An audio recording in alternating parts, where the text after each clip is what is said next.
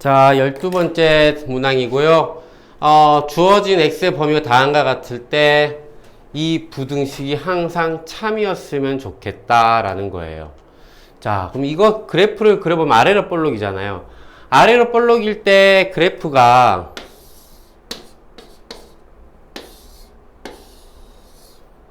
세 가지가 있다고 했어요. 그런데 이 그래프 중에 이거를 내가 번호를 한번 채워보면 1번 같은 경우는 저 그래프가 1번처럼 그려진다면 당연히 주어진 조건을 만족할 거예요. 그런데 2번이나 3번 같은 경우라면은 조금 고민을 해야 할 필요가 있죠. 그래서 이것을 어떻게 그려야 할까 고민을 하면서 이 식을 이쪽으로 한번 모아 볼게요. ax 마이너스 2a의 제곱 그리고 0보다 크다. 요거를 이차함수 fx라고 할게요. 자, 이걸 어떻게 해야 될까? 무턱대고 판별식 d가 0보다 작다.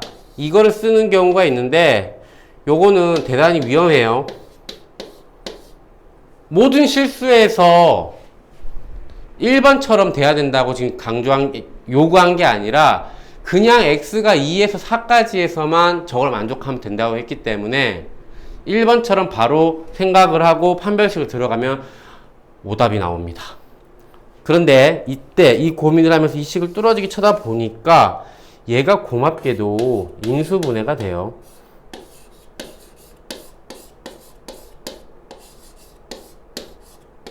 이렇게 됩니다.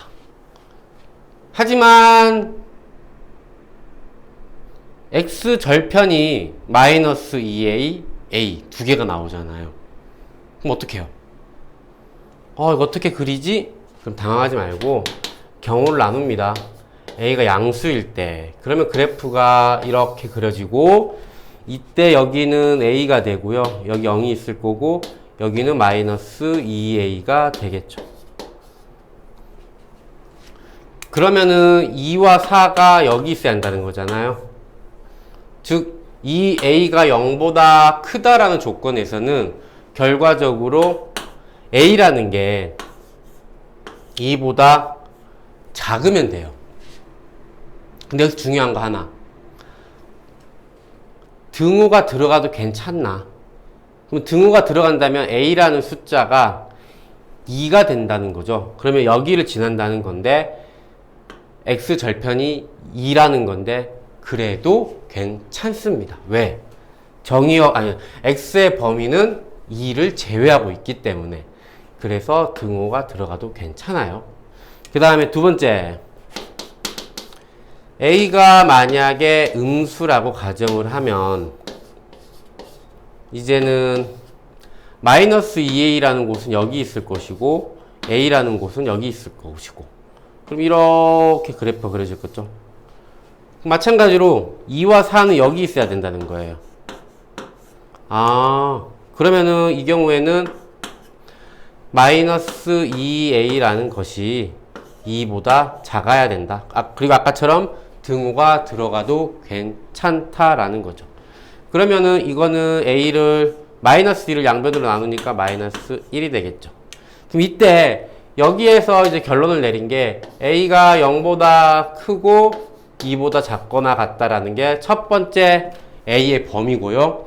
그 다음에 두 번째는 a가 0보다는 작겠지만 마이너스 1보다는 크거나 같고 이렇게 두 가지를 하고 이제 넘어가는 경우가 있어요. 근데 하나 뭔가 좀 찝찝한 거 있지 않나요? 중요한 거.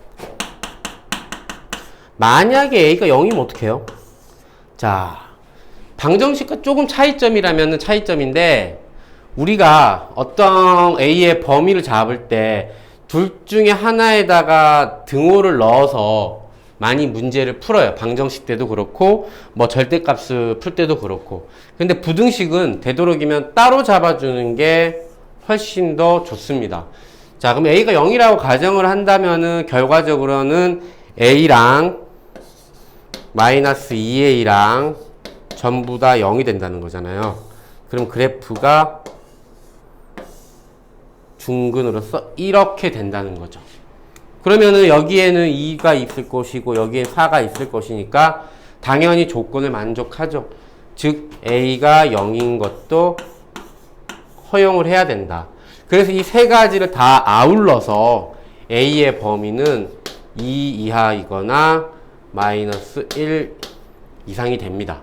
지금 같은 경우는 이걸 안 썼다고 해서 답을 구하는 데 있어서는 큰 문제는 되진 않겠지만 뭐 서술형이라든지 혹은 A의 범위를 구해야 된다면은 이 부분이 대단히 중요해지게 됩니다.